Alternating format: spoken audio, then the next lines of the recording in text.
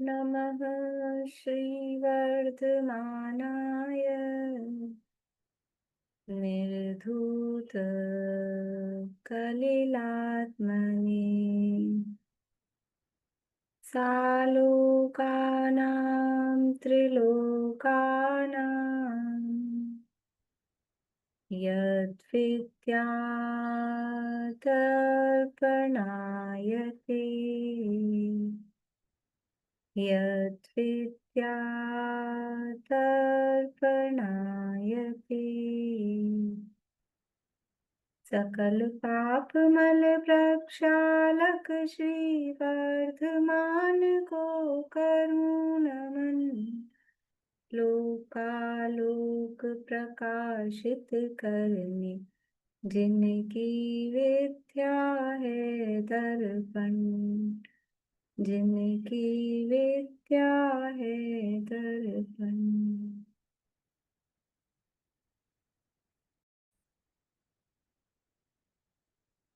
रत्नकर्ण शाखाचार नामक ये ग्रंथ है, श्रीमद् समंतभद्राचार्य द्वारा रचित।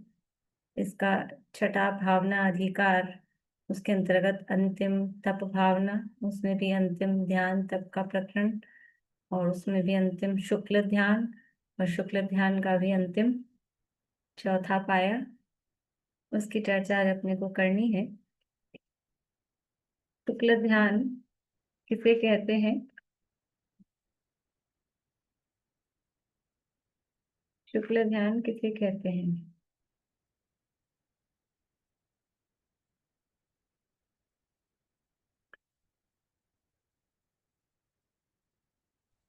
नित्य शुद्ध आत्मा में निर्विकल्प समाधि का नाम शुक्ल ध्यान है। और जब परिणाम अति विशुद्ध होते हैं, अति शुक्ल लेशिया अति शुक्ल होती है और सभी कर्मों का उपशम और क्षय हो जाता है, उसे शुक्ल ध्यान कहते हैं। जहाँ परिणाम अति विशुद्ध होते हैं, कर्मों का उपशम अथवा क्षय होता है और लेश्या भी जहाँ शुक्ल होती है, ऐसे निज शुद्धात्मा में निर्विकल्प समाधि की स्थिति को शुक्ल ध्यान कहते हैं। और शुक्ल ध्यान के 4 भेद हैं। क्या क्या नाम है 4 भेदों के? पृथक वितर्क विचार, एकत्व वितर्क अविचार, सूक्ष्म क्रिया अप्रतिपादित और व्युत्पत्त क्रिया अनिवृत्ति। व्युत्पत्त क्रिया अनिवृत्ति, क्रिया अनिवृत्ति। ये 4 भेद हैं। तो पहले शुक्ल ध्यान में क्या क्या स्थिति बनती है? पहले शुक्ल ध्यान में क्या क्या स्थिति बनती है? प्रथम शुक्ल ध्यान में सवितर को सविचार होता है और सवितर शब्द का अर्थ, देख के नहीं बोलना है। शुद्ध ज्ञान का पलटना, अर्थ का पलटना और व्यंजन और उसका अर्थ का पलटना, योग का पलटना। ये मतलब एक वचन से दूसरे वचन पर जाना, एक योग से दूसरे योग पर जाना और एक अर्थ से दूसरे अर्थ पर जाना। ये पहले शुक्ल ध्यान में ये संक्रांतियां होती है। अलग अलग पदार्थों संबंधी विज्ञान के माध्यम से विचार चलता है और ये संक्रांतियां वहां पर होती हैं। दूसरे शुक्ल ध्यान में क्या स्पेशलिटी आ जाती है पहले शुक्ल ध्यान से दूसरे शुक्ल ध्यान में?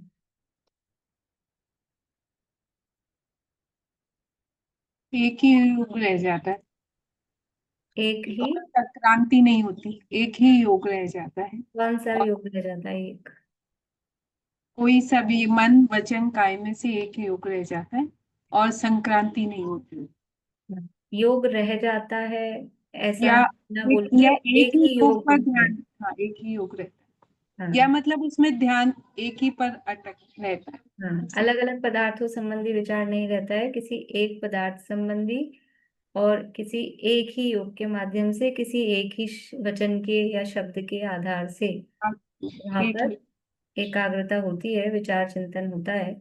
उसका नाम एकत्व वितर्क अविचार नाम का दूसरा शुक्ल ध्यान है। यानी यहाँ पर ये संक्रांतियां नहीं होती हैं। तीसरे शुक्ल ध्यान में क्या होता है? तीसरे शुक्ल ध्यान में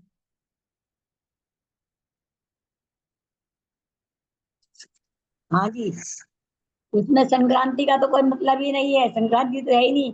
सूक्ष्म हम्म। काय योग रहता है, अर्थात सूक्ष्म काय रहती है, बाहर काय का वो नहीं है, हाँ, योग नहीं। यानी सूक्ष्म काय योग के अवलंबन के माध्यम से वहां हाँ, पर उपयोग की एकाग्रता होती है। किस समय होता है तीसरा शुक्ल ध्यान? कहाँ और किस समय होता है?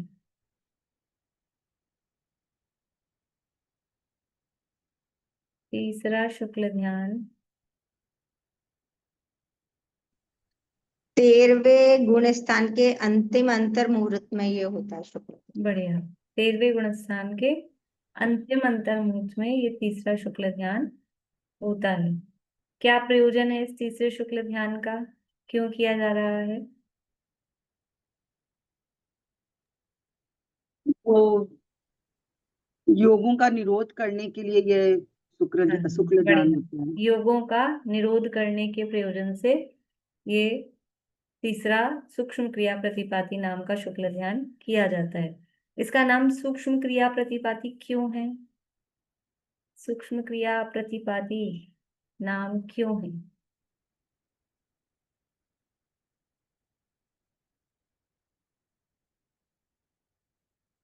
क्योंकि यहाँ पर जो काय का योग बचा है वो बादर ना होकर सूक्ष्म हो गया है, इसलिए इसको सूक्ष्म क्रिया कहा है।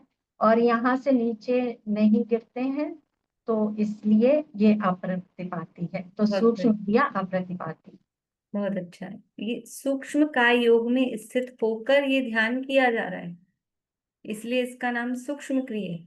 सूक्ष्म काय योग में यानी बादर मनोयोग का निरोध हुआ, फिर बादर वचन योग का निरोध हुआ, फिर श्वासोश्वास का निरोध हुआ, उसके बाद में बादर काय योग का भी निरोध होने के बाद में केवल जब सूक्ष्म काय योग बच जाता है 13वें गुण स्थान के अंतिम अंतर मुहूर्त में, उस समय ये शुक्ल ध्यान होता है। तो सूक्ष्म काय योग में स्थित रहकर ये ध्यान होता है और यहाँ से फिर रिटर्न पीछे लौटना नहीं होता है, गिरते नहीं है, इसलिए अप्रतिपाती इसका नाम कहा गया है। और प्रयोजन इसका योगों का, अभी तो सूक्ष्म योग बचा है लेकिन वो सूक्ष्म योग भी इस शुक्ल ध्यान के माध्यम से नष्ट किया जा रहा है, तो प्रयोजन है योगों का निरोध करना। ठीक है, इस तरह से ये चर्चा अपन ने की थी। अब आगे केवली भगवान के अगर चार आघातीय कर्मों में से यदि चारों की स्थिति बराबर नहीं है तो फिर क्या करते हैं? यदि चारों कर्मों की स्थिति बराबर नहीं है तो फिर क्या किया जाता है? फिर समुद्घात करके आत्मा के प्रदेशों को खत्म करते हैं। प्रदेशों को खत्म कर देते हैं? नहीं नहीं, आत्मा के प्रदेश जो है, जो बाकी रह जाते हैं उनको क्या सबको क्या बाकी रह जाता है? आत्मा के प्रदेश जो आयु का तो रहता ही है, बाकी जो 3 रह जाते हैं वो उनको सबको नष्ट करके फिर समुद्घात जी, करके। कर्मों को मैं नष्ट करते बोल हैं नहीं पा जो, रही हूँ मुझे। हाँ, जो बाकी बचे हुए कर्म हैं उनको नष्ट हाँ, करते हैं, आत्मा के प्रदेशों को नष्ट करेंगे तो आत्मा ही नहीं नष्ट। नहीं नहीं, हाँ कर्मों को, हाँ कर्मों को। बढ़िया बढ़िया। मैं बोल नहीं पाती हूँ, पर थोड़ा सा हाँ, समझ गए, हम भी समझ गए। यानी ये अगर चारों कर्मों की स्थिति बराबर नहीं है तो आयु कर्म की स्थिति कम रह गई है, शेष 3 कर्मों की स्थिति यदि अधिक है तो समुद्घात के माध्यम से चारों ही कर्मों की यानी बाकी के जो 3 है वेदनी, आयु और नाम, इन तीनों की स्थिति को भी आयु कर्म के बराबर, जितना आयु बची है अंतर्मुहूर्त की, तो उतनी ही बराबर उन 3 कर्मों की स्थिति को समुद्घात के प्रोसेस के माध्यम से बराबर किया जाता है। तो ये समुद्घात समुद्घात पहले होता है या ये तीसरा शुक्ल ध्यान ये पहले होता है? समुद्घात पहले हो रहा है या तीसरा शुक्ल ध्यान पहले हो रहा है?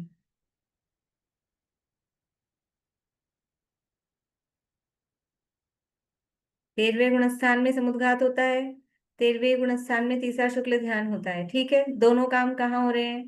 13वें गुणस्थान में। तो दोनों काम 13वें गुणस्थान में हो रहे हैं, तो दोनों में से पहले कौन सा काम होगा, लास्ट में बाद में कौन सा काम होगा? तो पहले समुद्घात होगा तो 1 नंबर, और पहले तीसरा शुक्ल ध्यान होगा तो 2 नंबर। अब सुधार लिया कुछ लोगों ने, फिर भी कुछ लोग गलत जवाब दे रहे हैं।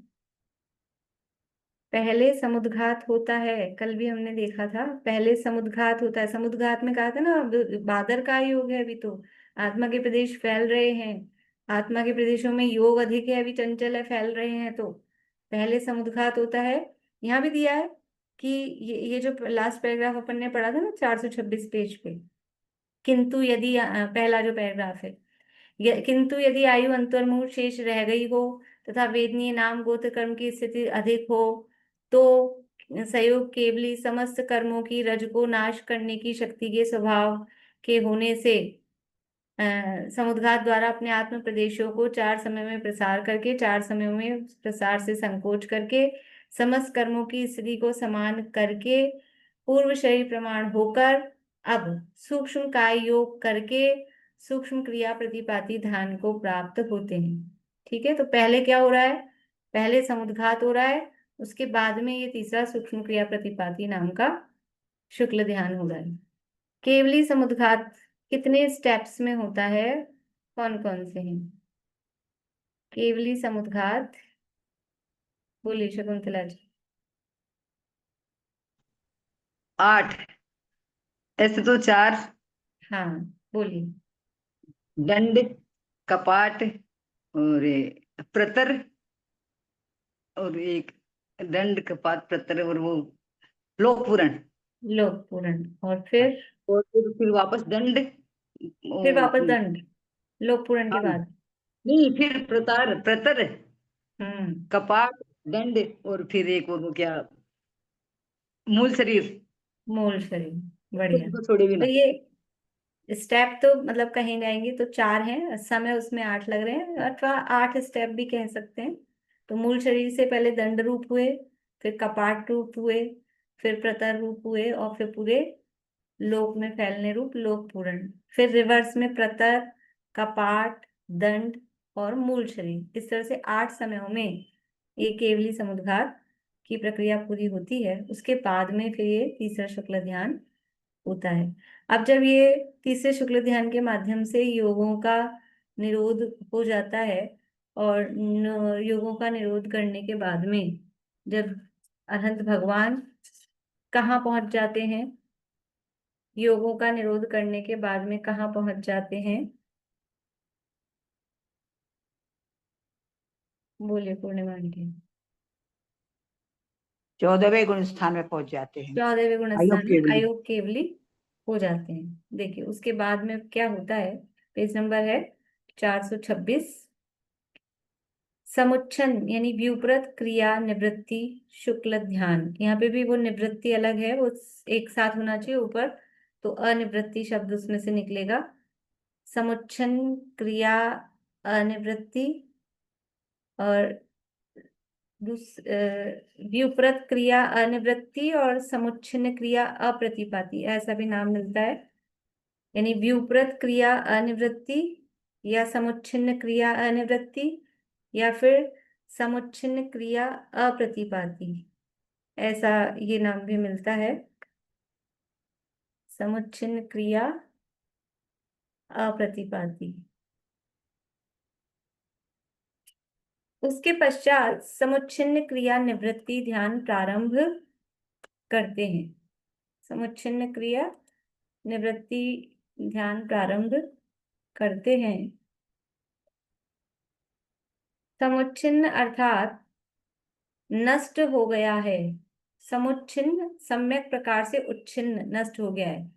सम यानी सम्यक प्रकार से, उच्छिन्न यानी नष्ट हो गया, सम्यक प्रकार से नष्ट हो गया है। श्वासोच्छ्वास का आना जाना तथा समस्त काय वचन मन का योग रूप समस्त प्रदेशों का हलन चलन रूप क्रिया का व्यापार जिसमें, इसलिए उसे समुच्चन्न क्रिया अनिवृत्ति ध्यान कहते हैं। यानी कि जहां पर अच्छी तरह से नष्ट हो गया है, क्या क्या नष्ट हो गया है, एक तो श्वासोच्छ्वास का आना जाना, अब वहां पे यानी 14वें गुण स्थान में श्वासोच्छ्वास नहीं है, ठीक है, वो नष्ट हो चुका है। तथा समस्त काय वचन मन का योग रूप समस्त प्रदेशों का हलन चलन रूप क्रिया का व्यापार, यानी अयोग है ना, नाम ही है अयोग, तो अब किसी भी प्रकार का कोई भी योग नहीं है। तो 3 प्रकार के जो योग कहे हैं, मनोयोग, वचन योग, काय योग, तो वो तीनों का निरोध हो गया है। और उसके निमित्त से जो आत्मा के प्रदेशों में हलन चलन होता था, वो भी जहाँ पर पूरी तरह से नष्ट हो चुका है, अच्छी तरह से नष्ट हो चुका है, जरा सा भी सूक्ष्म भी नहीं बचा है। इसलिए उसे समुच्छिन्न क्रिया अनिवृत्ति नाम का चौथा शुक्ल ध्यान कहते हैं। और जो दूसरा शब्द दिया है व्युपरत क्रिया अनिवृत्ति, तो व्युपरत का मतलब भी क्या है, वी प्लस उपरत। वी यानी विशेष रूप से, और उपरत यानी दूर हो गई है। तो विशेष रूप से का भी मतलब है अच्छी तरह से, पूरी तरह से दूर हो गई है। क्या? क्रिया। क्रिया का अर्थ क्या है? क्रिया का अर्थ है मन वचन काय रूप योगों की प्रवृत्ति, उसका नाम है क्रिया। यहाँ शुक्ल ध्यान के प्रकरण में तीसरे और चौथे शुक्ल ध्यान में जो क्रिया शब्द आ रहा है, तो वहाँ क्रिया शब्द का अर्थ है योगों की प्रवृत्ति, उसे बोलते हैं क्रिया।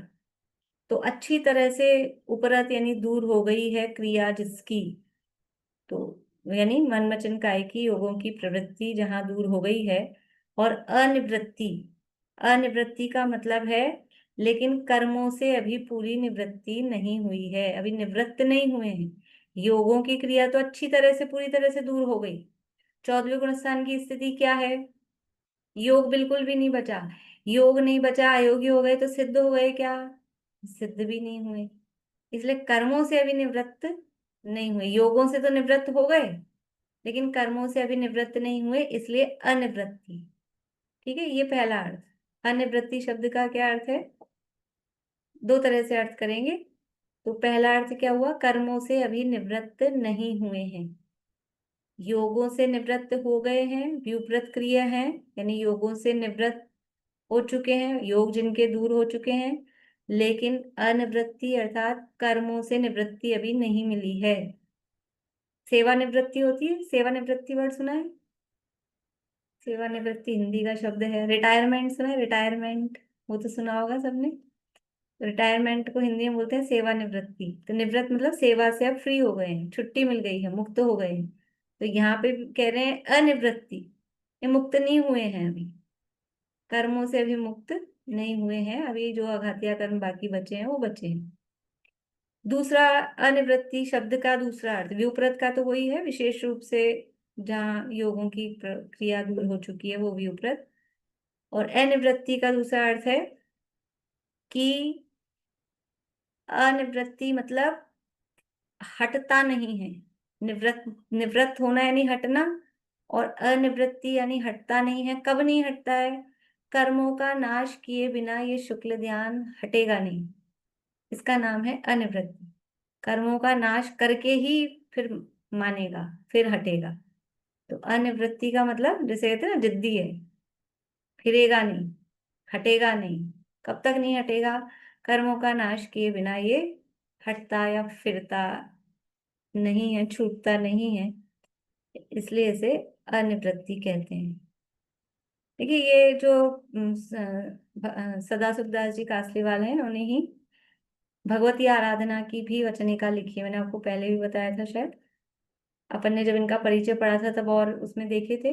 तो भगवती आराधना में यद्यपि वहाँ 4 आराधनाओं का वर्णन है, थोड़ा चरणानुयोग का, मुनिचर्या का प्रकरण है, लेकिन अंत में उन 4 आराधनाओं का फल क्या है? आराधनाओं का फल क्या होगा, क्या होना चाहिए? मुक्ति की प्राप्ति, सिद्ध दशा की प्राप्ति। तो वो सिद्ध दशा की प्राप्ति कैसे होती है, उस प्रक्रिया के वर्णन में ये ध्यानों का वर्णन वहाँ किया है। शुक्ल ध्यान का वर्णन भी वहाँ किया है इसी तरह से विस्तार से। तो इसलिए ये पंडित जी साहब ने ये यहाँ तप भावना में ध्यान का विस्तार से वर्णन किया, क्योंकि वो पहले करके आए होंगे भगवती आराधना की वचनिका, और फिर जो जो प्रकरण वहाँ विशेष थे तो उपयोग में भी रहते हैं ना, तो वो यहाँ विशेष रूप से उन्होंने लिखे हैं। वो उसी तरह की, तो ये जो अर्थ अपन कह रहे हैं कर्मों का नाश किए बिना हटता नहीं है, फिरता नहीं है, ये भगवती आराधना में ये अर्थ किया उसका, अनिवृत्ति का, तो वहां से ये अर्थ लिया है। ठीक है, तो व्युपरत क्रिया अनिवृत्ति का अर्थ क्या हुआ कि जिसमें से क्रिया अर्थात योग अच्छी तरह से या विशेष रूप से निवृत्त हो गए हैं और मुक्ति की प्राप्ति नहीं हुई है, अथवा मुक्ति प्राप्त किए बिना जो छूटता नहीं है। अनिवृत्ति का पहला अर्थ है कर्मों से अभी निवृत्ति नहीं हुई है, यानी मुक्ति की प्राप्ति नहीं हुई है। और दूसरा अर्थ कि कर्मों का पूर्ण नाश किए बिना या मुक्ति की प्राप्ति किए बिना जो फिरता या छूटता नहीं है। फिरना मतलब हटना, छूटना। तो जो छूटता नहीं है उसे व्युप्रत क्रिया अनिवृत्ति नाम का शुक्ल ध्यान कहते हैं। जहां योगों की पूर्ण निवृत्ति हो गई है लेकिन मुक्ति की अभी प्राप्ति या कर्मों से निवृत्ति नहीं हुई है, अथवा कर्मों से निवृत्ति हुए बिना या मुक्ति की प्राप्ति हुए बिना जो छूटता नहीं है, उसका नाम है व्युप्रत क्रिया अनिवृत्ति नाम का शुक्ल ध्यान। ठीक है, ये अर्थ हो गया व्युप्रत क्रिया अनिवृत्ति। अब है समुच्छिन्न क्रिया अप्रतिपाती, जो दूसरा शब्द इसके लिए दिया है। समुच्छिन्न, उसका अर्थ अपन ने देखा सम्यक प्रकार से उच्छिन्न, अर्थात नष्ट हो गया है। क्या नष्ट हो गया है? तो वो भी क्रिया। तो क्रिया में मन वचन काय रूप योगों की प्रवृत्ति और श्वासोश्वास को और हाईलाइट करके बताए। यद्यपि वो काय की क्रिया में आ ही जाता है, लेकिन फिर भी श्वासोश्वास क्योंकि अलग से प्राण गिनाया गया है। 3 बल प्राण मन वचन काय वो अलग से हैं, श्वासोश्वास प्राण अलग से है। तो अभी 14वें गुण स्थान में श्वासोश्वास प्राण नहीं है। 10 प्राण पता है, काले तदुपाणा इंद्रिय बलमाऊ इंद्रिय बलमाऊ आण पाणो य व्यवहारासो जीवो निश्चय दोदु चेदना जस। तो व्यवहार से जीव के 10 प्राण, 5 इंद्रियां। बोलिए अर्चना जी, कौन से हैं 10 प्राण? 5 इंद्रिय और मन वचन काय 3 बल है, श्वासोश्वास और आयु, ऐसे ही 10 प्राण है। ये 10 प्राण हैं। तो यहाँ पर अब इन 10 प्राणों में देखो 5 इंद्रिय प्राण तो अनंत भगवान के रहे नहीं। इंद्रिय प्राण कहते हैं भावेंद्रियों को। तो वहां भावेंद्रियां होती है शिवोपशम ज्ञान रूप। तो अब अनंत भगवान के शिवोपशम ज्ञान नहीं है, शायिक ज्ञान हो गया। तो इंद्रिय प्राण वहां नहीं है। ठीक है, अब 3 बल जो है मन वचन काय, तो मन वचन काय जो है तो वचन बल प्राण उनके है, काय बल प्राण उनके है, और मन बल प्राण उनके नहीं है। मनोयोग उपचार से कहते हैं, योग अलग चीज होती है, प्राण में मन बल वो अलग होता है। तो मन प्राण उनके नहीं है क्योंकि मन प्राण भी शैक्षणिक ज्ञान रूप होता है।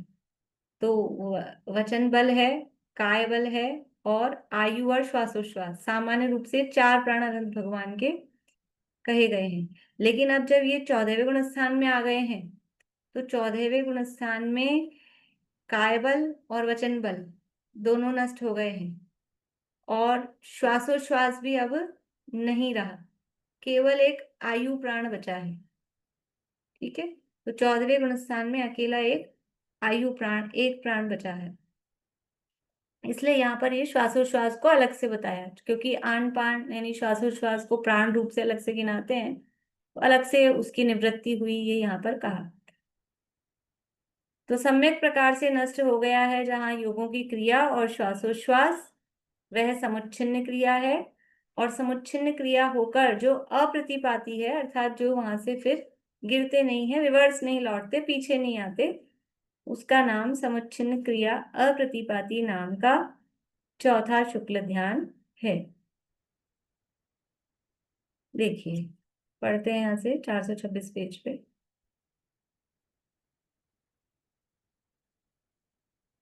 समुच्छिन्न अर्थात नष्ट हो गया है श्वासोश्वास का आना जाना तथा समस्त काय वचन मन का योग रूप समस्त प्रदेशों का हलन चलन रूप क्रिया का व्यापार जिसमें, इसलिए उसे समुच्छिन्न क्रिया निवृत्ति ध्यान कहते हैं।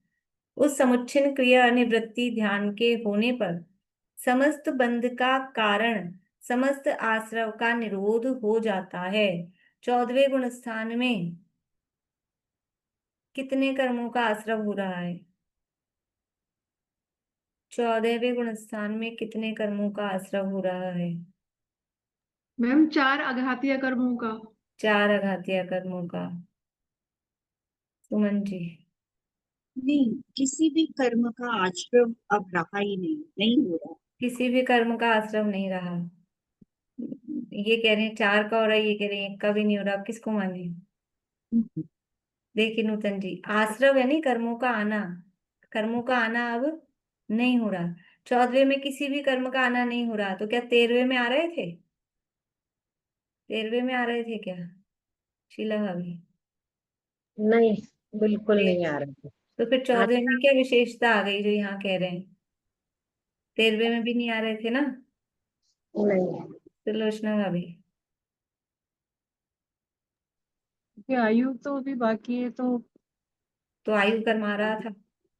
नहीं सत्ता में कर्म था।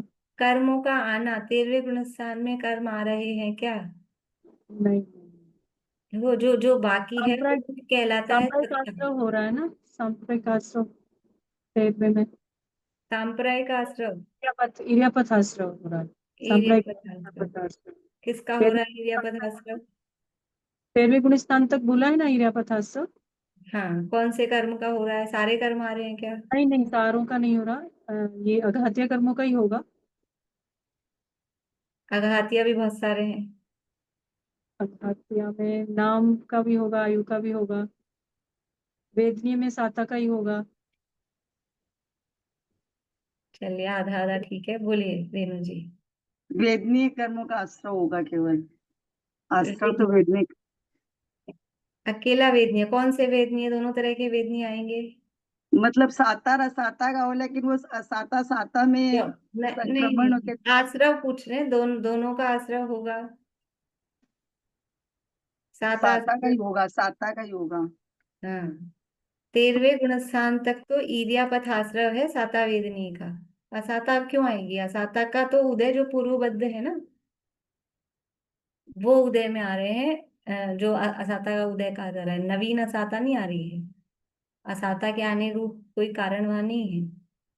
तो ईर्यापथ आश्रव हो रहा है 13वें गुणस्थान तक, वहां तक कर्म का आना। और सारे कर्म नहीं आते हैं बाकी के, केवल और केवल एक वेदनीय कर्म की, साता वेदनीय की बंध विच्छुत्ति अभी नहीं हुई है। निशा आंटी नहीं है? असाता वेदनीय की बंध विच्छुत्ति कहाँ होती है, याद है सुनीता आंटी?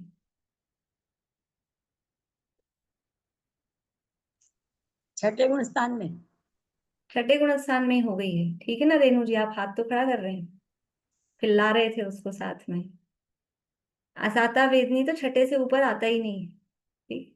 साता वेदनीय ही वो केवल आश्रव है, ईर्यापथ आश्रव है, बंध नहीं है। लेकिन आना हो रहा है। क्यों आना हो रहा है?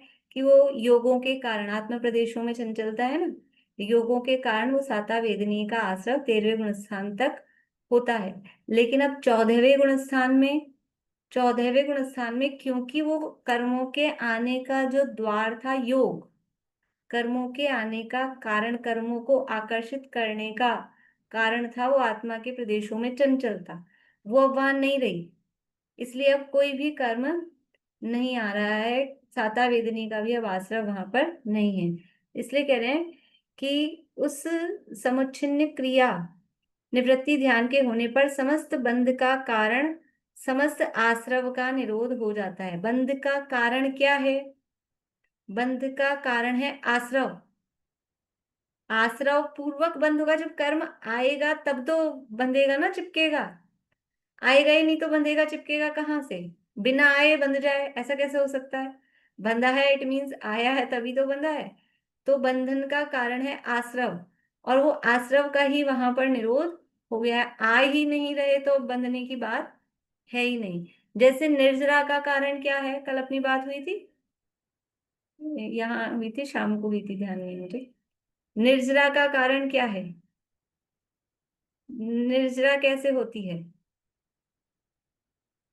संवर से। संवर पूर्वक निर्जरा होती है, निर्जरा का कारण संवर है। वैसे ही बंध का कारण क्या है? वो आश्रव है। तो समस्त बंध का कारण वो आश्रव, उसका निरोध हो जाता है पूर्ण रूप से। अब आश्रव निरोध वहां पर हो गया है, यानी आश्रव पूर्ण रूप से रुक गया है। ईर्यापथ आश्रव भी अब 14वें गुण स्थान में नहीं है। तथा समस्त कर्मों के नाश करने की सामर्थ्य उत्पन्न हो जाने से अब इतनी पावर आ गई, अभी तक थोड़ी सी पावर में कमी थी, तो वो कर्म बाकी बचे हुए थे। अब यहाँ समस्त कर्मों के नाश करने की सामर्थ्य उत्पन्न हो जाने से अयोग केवली भगवान के संपूर्ण संसार के दुखों का साथ नष्ट करने का साधन, संपूर्ण यथाख्यात चारित्र, ज्ञान दर्शन, साक्षात मोक्ष का कारण उत्पन्न हो जाता है। यानी जो संसार के दुख थे, उन दुखों का जो साथ बना हुआ था, कब से बना हुआ था उन दुखों का साथ? संसार दुख अनादिकाल से वो साथ था, तो उसको नष्ट करने की सामर्थ्य अब इस देखो, आत्मा के प्रदेशों में चंचलता रुकी, असली एकाग्रता तो पूर्णतः एकाग्रता कब हुई है कि वो आत्म प्रदेशों का कंपन भी रुक गया है। तो वो जब कंसंट्रेशन होता है तब पावर आती है। अभी तक उतना कंसंट्रेशन नहीं हो रहा था, इसलिए समस्त कर्मों का अभाव नहीं हो पा रहा था। अब ये इतनी योगों का भी चंचलता रुक गई है और इतनी पावर आ गई है कि अभी कर्मों का नाश कर सकें। तो ऐसे फिर वो अयोगी भगवान के जो समस्त दुखों का साथ नष्ट करने का साधन, संपूर्ण यथाख्यात चारित्र। यथाख्यात चारित्र किसे कहते हैं? यथाख्यात, यथा यानी जैसा, आख्यात यानी कहा गया है, जैसा आत्मा का स्वरूप कहा गया है वैसा ही स्वरूप प्रकट हो जाए, उसका नाम है यथाख्यात चारित्र। यथा यानी जैसा, आख्यात यानी कहा गया है, मतलब जैसा है। कहा कैसा जाएगा? जैसा होगा वैसा ही तो बताया जाएगा। तो जैसा आत्मा का स्वरूप है या जैसा आत्मा का स्वरूप बताया गया है वैसा ही स्वरूप प्रकट हो जाए, उसको कहते हैं यथाख्यात चारित्र। तो जो समस्त दुखों का साथ नष्ट करने के साधन, ये क्या है? उस समस्त दुखों का नाश करने का साधन ये यथाख्यात चारित्र। यथाख्यात चारित्र के माध्यम से संपूर्ण संसार के दुखों का नाश होता है। तो ऐसा यथाख्यात चारित्र और ज्ञान दर्शन, ज्ञान दर्शन भी वही परम, जैसे सम्यक तो कौन सा हो रहा है वहां? परम अवगाढ़। अभी तक सम्यक तो शायद सम्यक तो था, लेकिन उसमें और अवगाढ़ता अवगाढ़ता, गाढ़ापन, मजबूती वो आती जा रही है। तो ऐसे ये, और ज्ञान दर्शन, वो केवल ज्ञान केवल दर्शन प्रकट है ही, साक्षात मोक्ष के कारण रूप को उत्पन्न हो जाते हैं। मतलब नए ज्ञान दर्शन उत्पन्न हुए हैं ऐसा नहीं है, लेकिन अब वही जो केवल ज्ञान केवल दर्शन आदि स्थिति थी, वही अब वो मोक्ष के कारण, कर्मों का पूर्ण नाश करने के कारण रूप हो जाते हैं। जिन्होंने ध्यान रूप अग्नि से कर्म मल कलंक बंध को जला दिया है, तथा जिस स्वर्ण से कीट धातु पाषाण दूर हो गया है, उस स्वर्ण के समान वे अयोग केवली भगवान अपनी आत्मा की शुद्धता प्राप्त करके निर्वाण को प्राप्त हो जाते हैं। यानी जैसे सोना होता है, जब खान से निकलता है तो ऐसा नहीं होता है, मतलब वो बच्चों की कल्पना है, बचपन में ऐसे सोचते थे, सुनते थे सोने की खान होती है, खान होती है, तो ऐसा लगता था कि खानों में ऐसे चमकदार चमचमाता हुआ सोना ऐसा रहता होगा, और तोड़ तोड़ के ले आते होंगे ऐसे सोने की खान। क्योंकि अपन ने तो सोना ऐसा ही देखा ना, चमचमाता हुआ बिल्कुल बढ़िया चमकदार, लेकिन ऐसा नहीं होता है, वो बिल्कुल मिट्टी के ढेले जैसा ऐसा होता है, फिर उसको तपाया जाता है। तो तपाते हैं, तप के माध्यम से वो सारा उसका जो कचरा होता है, गंदगी होती है, वो नष्ट हो जाती है और बिल्कुल चमकदार वो सोना निकल के आता है। ऐसे ही ये तप रूपी, ध्यान रूपी तप के माध्यम से ये जितनी कर्म रूपी कालिमा अनादिकाल से आत्मा के साथ लगी हुई थी, तो ये चौथे शुक्ल ध्यान रूपी तप रूपी अग्नि के माध्यम से वो समस्त कर्म वो जलकर नष्ट हो जाते हैं। और फिर जो जैसा आत्मा का स्वरूप सिद्ध भगवान के समान निर्मल जो आत्मा का स्वरूप है, वैसा आत्मा का शुद्ध स्वरूप प्रकट होता है, और उस शुद्ध स्वरूप को प्राप्त होते ही वो निर्वाण, अर्थात वो फिर अपना स्थान भी, शुद्ध स्वरूप की प्राप्ति यही होती है, और फिर वो स्वरूप की प्राप्ति होते ही वो इस मध्य लोक से ऊपर लोक के अंत भाग, अग्रभाग में जाकर विराजमान हो जाते हैं। जय हो सिद्ध भगवान परमेष्ठी भगवान की जय। बोलिए। तो मैम, जो यथा क्या चारित्र 12वें गुण स्थान से प्रकट हो जाता है, तो सबकी अलग अलग परिभाषा होगी? नहीं, वो 11वें से यथाख्यात का मतलब है संपूर्ण कषायों के अभाव होने के पश्चात जो चरित्र प्रकट होता है। तो 11वें में भी यथाख्यात है, 12वें में भी यथाख्यात है, लेकिन 11वें 12वें के यथाख्यात से 13वें 14वें के यथाख्यात में विशेषता आती है। वहां परम यथाख्यात 13वें में 14वें में जाके परम यथाख्यात हो जाता है, क्योंकि 11वें में तो अभी उपशमी हुआ है, तो सत्ता में अभी कर्म कालिमा है ही, और 12वें में भी कषायों का अभाव हुआ है, लेकिन बाकी के घातिया अघातिया कर्म शेष हैं, इसलिए अंतर है। नाम उसका यथाख्यात ही रहेगा, क्योंकि यथाख्यात कह रहे हैं कषायों के अभाव रूप, समस्त कषायों के अभाव रूप जो चारित्र प्रकट हुआ है, इस अपेक्षा से यथाख्यात है। लेकिन चारों प्रकार के यथाख्यात में अंतर है, 11वें के, 12वें के, 13वें के और 14वें के, चारों। मतलब जो 14वां का यथाख्यात है बस उसी के साथ परम यथाख्यात लगेगा, 13वां में नहीं लगेगा? 13वें में भी लगा देते हैं अपेक्षा से, लेकिन 13वें वाले परम से भी 14वें वाला परम और परम है। परम अवगाढ़ हो जाएगा। हाँ, अवगाढ़ तो सम्यक के साथ लगाते हैं, चारित्र के साथ तो यथाख्यात ही लगाएंगे। ठीक है। इस प्रकार संक्षेप में शुक्ल ध्यान का वर्णन करके ध्यान नाम के तप का वर्णन समाप्त किया। इस प्रकार ये तप भावना का वर्णन हुआ। अब ये भगवती आराधना में से या तो इसको पूरा कर बाद में पढ़ लेंगे। ये भगवती आराधना में से मैंने ये नोट्स में कुछ लिए थे पॉइंट्स, तो वो आपको यहाँ पढ़ के सुनाती हूँ। चौथे शुक्ल ध्यान के संबंध में देखिए, ये चौथा जो शुक्ल ध्यान है श्रुत के अवलंबन से रहित है। मतलब अब सबसे कंपेयर कर रहे हैं अपन, और सारे जो जो वहाँ तीनों शुक्ल ध्यान में जो जो चीजें थी, तो ये चौथा शुक्ल ध्यान कैसा है? श्रुत के अवलंबन से रहित है, अतः अवितर्क है। अर्थ व्यंजन योग की पलटन रहित है, अतः अविचार है। समस्त कर्मों का नाश किए बिना फिरता नहीं है, फिरता नहीं है मतलब हटता नहीं है, अतः अनिवृत्ति है। श्वासोश्वास आदि समस्त मन वचन काय के हलन चलन से रहित है, अतः समुच्छिन्न क्रिय या अक्रिय या विपरीत क्रिय, यानी क्रिय यानी मन वचन काय योग, उससे समुच्छिन्न रहित है। अ भी उससे रहित के अर्थ में, विपरीत भी उसके रहित से अर्थ में। संपूर्ण शील, ये देखिए यहाँ तक की तो अभी अपन ने पढ़ा हुआ था। संपूर्ण शील गुणों के अधिपति होने से इस अवस्था को प्राप्त अयोग केवली जिन शैलेशी जिन कहलाते हैं। संपूर्ण शील यानी शील का मतलब है, शील किसे कहते हैं? घूमट सार की गाथा सुनाइए, घूमट सार की दूसरी गाथा।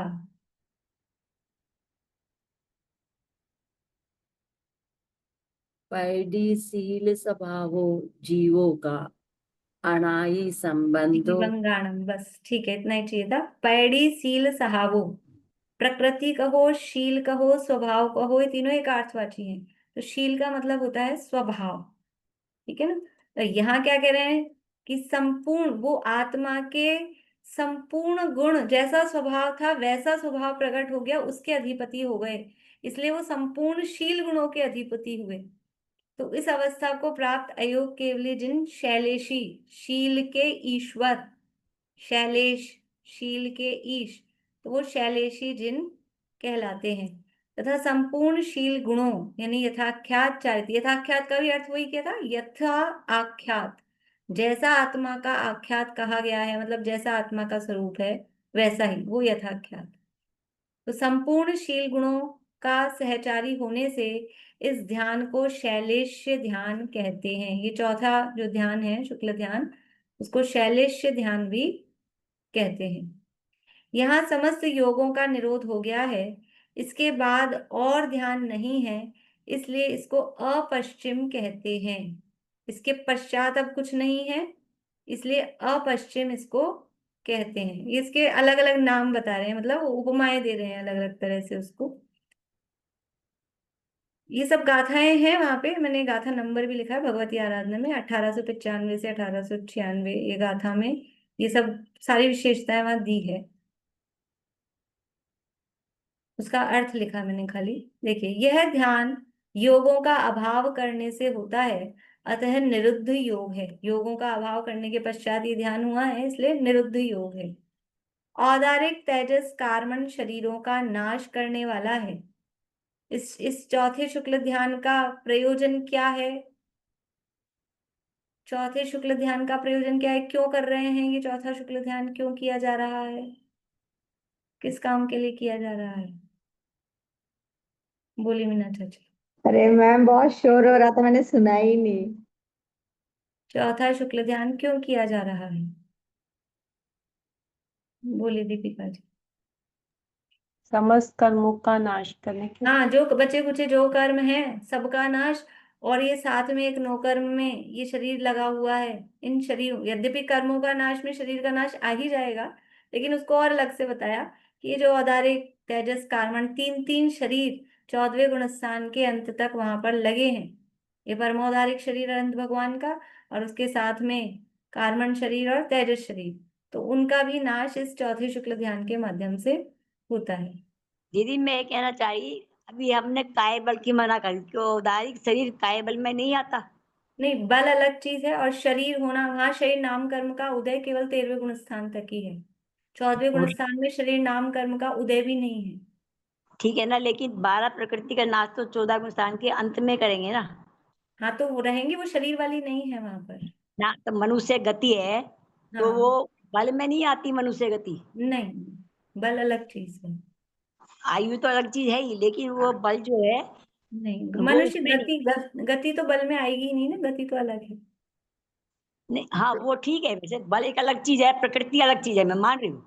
बल अलग चीज है, लेकिन क्या हम ये शरीर के 3 योग है मनोवचन का है, उनके हिलन चिलन को बल कहेंगे? बल किसको कहेंगे? नहीं, बल का मतलब है उसके माध्यम से, वो बली वर्ड कह रहे हैं ना, उसके माध्यम हाँ से हाँ हाँ। जो ताकत प्राप्त हो रही है, जो काम किया जा रहा है, उसी का नाम बल है। तो तो अपना इसलिए शरीर तो दिख रहा है, 14वें गुणस्थान में शरीर दिखेगा, हाँ हाँ लेकिन उदारी। हाँ हाँ, तो इसलिए जली जेवरी वाला भी जो उदाहरण देते हैं ना, अच्छा जैसे अच्छा। वो 85 प्रकृतियों के लिए देते हैं, लेकिन अब उस वो दिख रही है रस्सी, हाँ वैसी के हाँ वैसी, लेकिन अब उसमें किसी प्रकार की कोई ताकत नहीं है। ठीक। ऐसी स्थिति है वहां पर। हाँ मतलब कहने का औदारिक शरीर होने के बाद भी काय बल नहीं है। हाँ, काय बल नहीं है, शरीर नाम कर्म का उदय नहीं है 14वें गुणस्थान में। ठीक है नाम। हाँ, अच्छा देखो अब आपको प्रश्न रहेगा। मेरे को अभी भी लग रहा है जब हाँ, औदारिक शरीर देखिए, है। अच्छा, किसी किसी की मृत्यु हो जाती है, हाँ घटना हो रहा है, किसी की हाँ मृत्यु हो जाती है तो शरीर पड़ा रहता है। पड़ा रहता है। और उस वो जो पड़ा हुआ शरीर है, उस शरीर में किसके नाम कर्म का उदय चल रहा है? रिकवरी वो तो गया जाने वाला बस वो जिसके शरीर साथ। पड़ा रहता है, शरीर रहता है ना, उसके लिए कोई कर्म का उदय हो ही हो ऐसे जरूरी नहीं। नहीं। ऐसे ही 14वें गुणस्थान में शरीर दिख रहा है, लेकिन बिना हाँ, शरीर नाम कर्म के उदय के। बड़ी ऐसा बात है, बड़ी विचित्र है। बहुत विचित्र ही है अच्छा। बात। काय बल ऐसा है। क्यों मना करा, काय बल क्यों मना करा? वो बल भी नहीं रहा ना उसमें, इसलिए अब वो चीज नहीं रही, वो बल से जो काम होता था वो कुछ नहीं रहा वहां पर। देखिए, इसको पूरा करते हैं अपन फटाफट से। तो ये हो गया, तीन शरीरों का नाश करने वाला है, यहाँ से जीव गिरता नहीं है, अतः अप्रतिपाती है। 14वें अयोग केवली गुणस्थान के संपूर्ण काल प्रमाण यह शुक्ल ध्यान होता है। ये शुक्ल ध्यान पूरे 14वें गुणस्थान में रहता है। जैसे तीसरा शुक्ल ध्यान है, वो पूरे 13वें गुणस्थान में नहीं रहेगा, केवल अंतिम अंतर मुहूर्त में होगा। जो दूसरा शुक्ल ध्यान है वो 12वें गुणस्थान के अंतिम अंतर मुहूर्त में होगा। लेकिन ये चौथा शुक्ल ध्यान है, ये 14वें गुणस्थान के पूरे टाइम पे, फुल टाइम पे ये रहता है। इस ध्यान से सभी प्रकार के बंध और आश्रमों के निरोध द्वारा शेष रहे कर्मों के झड़ने नष्ट होने की सामर्थ्य उत्पन्न हो जाती है। यहाँ संपूर्ण यथाख्यात चारित्र ज्ञान दर्शन की परिपूर्णता हो जाने से समस्त दुख रूपी जाल का संबंध नष्ट हो जाने के कारण इसके तत्काल बाद ही प्रकट हुई मोक्ष की साक्षात कारणभूत ध्यान रूपी अग्नि द्वारा सर्व कर्म मल कलंक का नाश हो जाता है। उसी तरह की लैंग्वेज है, वो उन्होंने ही लिखी है ना, सदा सुखदास जी ने, तो वैसी ही लैंग्वेज है। जैसे अग्नि के प्रयोग से स्वर्ण में स्थित धातु पाषाण रूप समस्त किट्ट कालिमा भस्म हो जाने के कारण पूर्णतया मल रहित स्वर्ण अपने स्वरूप को प्राप्त हो जाता है। ये वही वाली बात है। एक और ये देखिए आगे, केवली भगवान को वास्तव में कुछ ध्यानाशेष नहीं रहा। आयु का अंत होने पर योग का अभाव होते ही समस्त आघातिया कर्म झड़ ही जाते हैं। इसलिए ध्यान के समान कार्य देखकर उपचार से ध्यान कहा गया है। इसलिए केवली भगवान के ये दोनों ही ध्यान, तीसरा और चौथा, ये उपचार से कहे गए हैं। मतलब ध्यान, केवली भगवान अब किसको ध्या रहे हैं अलग से? आत्मा में तो लीन है, अब अलग से किसका ध्यान कर रहे हैं? कि अलग से वैसे कुछ भी नहीं ध्या रहे, वहां जो ये ध्यान कहा जा रहा है ये उपचार से ही है, क्योंकि उस ध्यान का काम दिख रहा है। 13वें गुण स्थान में वो योगों का निरोध रूप काम दिख रहा है तीसरे शुक्ल ध्यान से, और चौथे शुक्ल ध्यान के माध्यम से ये कर्मों का नाश की क्रिया दिख रही है। इसलिए वहां पे जो ध्यान कहा जा रहा है वो वास्तव में उपचार से, वो तो वास्तव में 13वां 14वां गुण स्थान तो ध्यान का फल कहा जाता है, अथवा आत्मलीनता रूप से कहो तो सदाकाल ही ध्यान है, अब अलग से क्या कहना है? वो तो रही है अनंत काल, यथा तथा शिव परिणय, वो तो अब ऐसे ही रहने वाले हैं। इसलिए अलग से ध्यान कहना, ये ध्यान अलग से तो अपने लोगों को अलग से कहा जाए, मतलब जो करने बैठे हैं निचली भूमिका में, वहां तो ध्यान है ही, इसलिए उपचार से वो ध्यान वहां पर कहा गया है। ये 2 लाइन और ये यहाँ की पढ़ के रत्नगण शावकाचार्य की पूरा करते हैं अपन।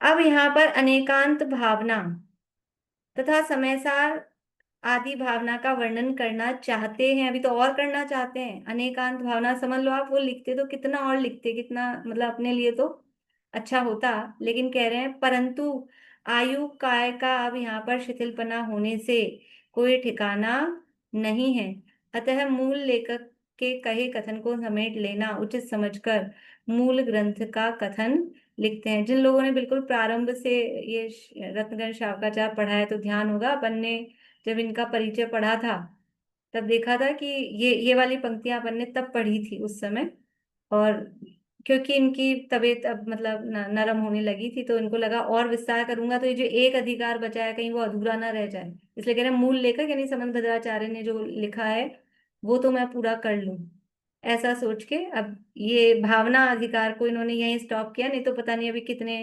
पेजेस और समय सार भावना और निकांत भावना के हो जाते। यहाँ तक श्रावक के 12 व्रतों का वर्णन तो कर चुके, अंतिम समय में संलेखना के बिना व्रत सफल नहीं होते। 12 व्रत रूप स्वर्ण का मंदिर तो खड़ा किया, अब उसके ऊपर संलेखना रूप रत्नमय कलश चढ़ाना है, इसलिए संलेखना का स्वरूप कहेंगे। इस तरह से ये छठा भावना अधिकार यहाँ संपन्न होता है, और ये अपना अधिकार यहाँ पर संपन्न हुआ है। मंडे से थोड़ा क्लास के टाइम में भी चेंजेस रहेगा, आप लोग मैसेज देख लीजिएगा, है ना?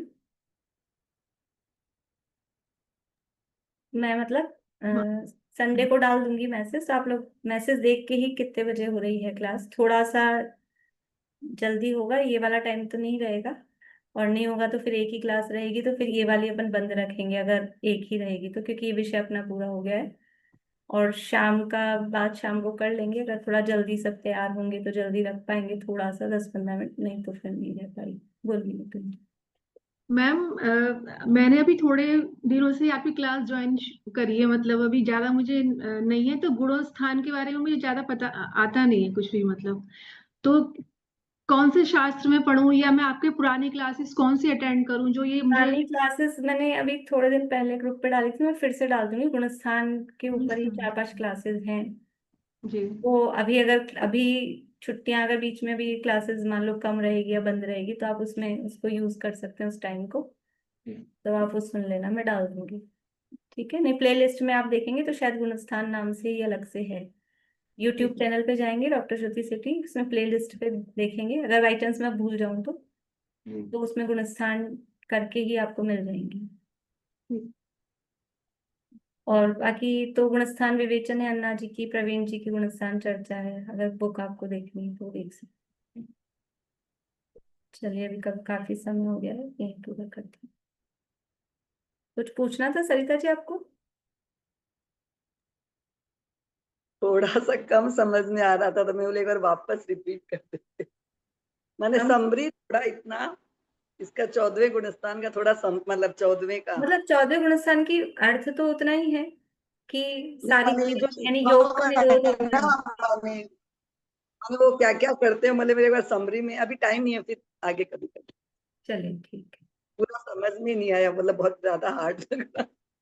हार्ड नहीं है, वो केवल शब्द, वो वहां के मैंने शास्त्र के मूल शब्द पढ़ के सुना दी ना आपको, इसलिए ऐसा लगा है। उसके के लिए विशेषताएं बताई हैं, बाकी हार्ड कुछ नहीं है उसमें। उतना ही है कि संपूर्ण कर्मों का अभाव जिसके माध्यम से हो रहा है और योगों का पूर्ण निरोध हो गया, उसका तो इतना ही है स्वरूप तो। और उसकी विशेषताएं बताई है, अब ज्यादा स्वरूप में कुछ था नहीं इसलिए उसकी विशेषताएं ज्यादा बताई हैं डिटेल में।